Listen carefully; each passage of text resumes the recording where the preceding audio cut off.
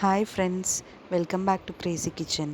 இன்றைக்கி நம்ம இந்த வீடியோவில் சிக்கன் கபாப் அதோட டிப்பு அது ரெண்டுமே பார்க்க போகிறோம். இது தாபாலெல்லாம் கொடுக்குற தந்தூரி சிக்கன் மாதிரி இருக்கும். இதுக்காக 1/4 கிலோ சிக்கன் எடுத்திருக்கேன். இப்போது இதை மிக்ஸ் பண்ணுறதுக்காக ஒரு மசாலா தயார் பண்ண போகிறேன். அதுக்காக 1½ டேபிள் ஸ்பூன் சில்லி பவுடர், அதே மாதிரி 1 ஸ்பூன் கரம் மசாலா, 1 ஸ்பூன் அளவுக்கு ஜீரா பவுடர். இது ரொம்ப முக்கியம், ஜீரா பவுடர். அப்புறம் சால்ட் 1 ஸ்பூன் போட்டிருக்கேன். 1 ஸ்பூன் இஞ்சி பூண்டு பேஸ்ட். இது கூட ஒரு ஃபுல் முட்டை சேர்த்துக்கிறேன். இது எல்லாமே ஒன்று சேர்கிற மாதிரி நல்லா மிக்ஸ் பண்ணிக்கணும், கட்டி இல்லாமல். முட்டை போட்டிருக்கனால அதை நல்லா பிளெண்ட் பண்ணிக்கிறேன். இப்போது இந்த நல்லா மிக்ஸ் பண்ணியிருக்க கலவையை சிக்கன் கூட சேர்த்துக்கலாம். எவ்வளோ இந்த சிக்கனுக்கு தேவையோ அவ்வளோ மசாலா மட்டும் போட்டால் போதும். மிக்ஸ் பண்ணதை ஒரு 1/2 மணி நேரம் ஊற வைக்கணும். இப்போ நல்லா இதை மிக்ஸ் பண்ணிக்கிறேன். மிக்ஸ் பண்ணும்போது எனக்கு இது மசாலா பத்தலை, திருப்பியும் நான் மசாலா சேர்த்துக்கிட்டேன். ஃப்ரை பண்ணுறதுக்காக ஒரு கடாய் வச்சு அதில் கொஞ்சமாக ஆயில் ஊற்றி இதை செமி ஃப்ரை மாதிரி பண்ணணும். ரொம்ப ஆயில் இல்லாமல் கம்மியான ஆயிலில் செமி ஃப்ரை மாதிரி பண்ணி எடுத்துக்கலாம். பாருங்கள், இப்போ நான் ஒவ்வொரு சிக்கனாக அது மேலே வைக்கிறேன். இது ரோஸ்டட் சிக்கன் மாதிரி ஆகும். இப்போது சிக்கனெல்லாம் நல்லா வச்சுட்டு ஃபுல் ஸ்லோ ஃப்ளேமில் வச்சுருங்க. இது யூஸ்வலாக நீங்கள் ஃப்ரை பண்ணுற மாதிரி அளவுக்கு எண்ணெய் ஊற்ற வேண்டியதில்லை. ஷாலோ ஃப்ரை மாதிரி தான் இருக்கணும். அதுக்காக கம்மியாக எண்ணெய் ஊற்றினாலே போதும்.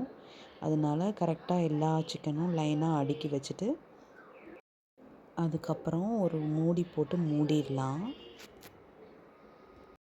2 சைடுமே 10 நிமிஷம் வேக வைக்கணும். இப்போ மூடி போட்டு மூடியாச்சு. இப்போ 10 நிமிஷம் அப்படியே விட்டுடலாம்.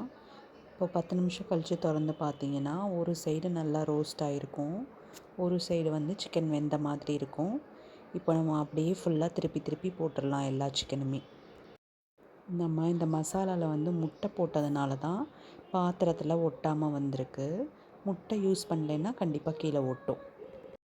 இந்த மசாலாவில் பார்த்திங்கன்னா நான் கார்ன்ஃப்ளவரோ மைதாவோ எதுவுமே யூஸ் பண்ணலை. அப்படி இருந்துமே சிக்கன் நல்லா சாஃப்டாகவும் கிறிஸ்பியாகவும் வரும்.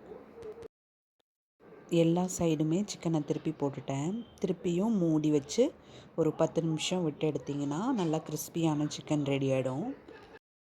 இதுக்கு போன்லெஸ் சிக்கன் தான் போடணும்னு அவசியம் கிடையாது. சிக்கன் போனோடையே நீங்கள் போடலாம். அதே மாதிரி கொஞ்சம் பெரிய பெரிய பீஸாக கூட போட்டுக்கோங்க. அப்போ தான் அது வெந்து வரும்போது ரொம்ப நல்லாயிருக்கும். இப்போது இந்த பக்கம் நான் திருப்பி வச்சுட்டேன்.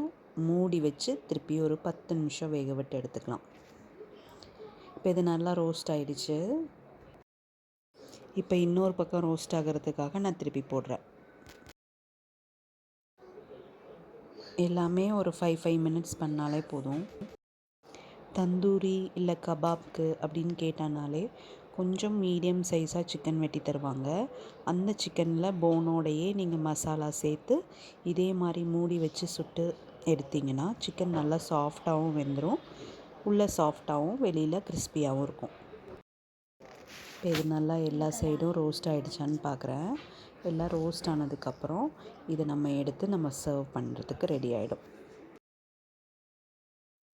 இப்போது நம்மளுக்கு நல்லா ரெடி ஆகிடுச்சு. எல்லா சைடும் ரோஸ்ட் ஆகி வந்துருச்சு. இப்போ நம்ம ஒரு பிளேட்டில் ட்ரான்ஸ்ஃபர் பண்ணிக்கலாம். நல்லா சுட சுட சிக்கன் கபாப் ரெடி ஆகிடுச்சு. இப்போது இது மேலே கொஞ்சம் லெமன் ஜூஸ் பிழிஞ்சு சாப்பிட்டிங்கன்னா ரொம்ப டேஸ்ட்டாக இருக்கும். இப்போ பார்த்திங்கன்னா நம்ம ஹோட்டல் ஸ்டைல் கபாப் ரெடி ஆகிடுச்சு. நம்ம இதில் கலர் எதுவுமே சேர்க்காட்டி கூட சிக்கனோட கலர் பாருங்கள், நல்லா இருக்குல்ல? இதை ட்ரை பண்ணி பாருங்கள், ரொம்ப பிடிக்கும் உங்களுக்கு. இதே மாதிரி சேம் மெத்தடில் நான் சிக்கன் லெக்கை கூட ஃப்ரை பண்ணி வச்சுருக்கேன். சேம் மசாலா தான். கொஞ்சம் எக்ஸ்ட்ரா டைம் போட்டு இதில் குக் பண்ணணும். அவ்வளோதான் டிஃப்ரென்ஸ். எல்லா சைடும் நல்லா ரோஸ்ட் ஆகிடுச்சு. லைட்டாக குத்தி பார்த்திங்கன்னா அது வெந்துருச்சா என்னென்னு தெரியும். அப்புறம் நம்ம பிளேட்டில் ட்ரான்ஸ்ஃபர் பண்ணிக்கலாம். Chicken leg piece kebab ready ஆகிடுச்சு. வாங்க பிளேட்டில் சர்வ் பண்ணிக்கலாம். ஹோட்டலில் போய் சாப்பிட்டு உடம்புக்கு எடுத்துக்கிறத விட வீட்டிலே இந்த மாதிரி பசங்களுக்கு செஞ்சு கொடுத்தீங்கன்னா ரொம்ப ஹெல்த்தியாகவும் இருக்கும், உங்களுக்கு ரொம்ப பிடிக்கவும் செய்யும். ட்ரை பண்ணி பாருங்கள், உங்களுக்கு பிடிச்சிருக்குன்னு நினைக்கிறேன். பிடிச்சிருந்தா லைக் பண்ணுங்கள், ஷேர் பண்ணுங்கள், சப்ஸ்கிரைப் பண்ணுங்கள். இந்த தந்தூரிக்கு ஒரு டிப் ரெடி பண்ணலான்னு சொல்லியிருந்தேன்ல, அதுக்கு ஒரு கை புதினா, கொஞ்சமாக சால்ட், 2 பல் பூண்டு, 2 சொட்டு லெமன் ஜூஸ், கொஞ்சமாக ஒரு கப்பு தயிர், இதெல்லாம் போட்டு பேஸ்டாட்டம் அரைச்சி இந்த தந்தூரி கூட சாப்பிட்டிங்கன்னா செம்மையாக டேஸ்ட்டாக இருக்கும். ட்ரை பண்ணி பாருங்கள்.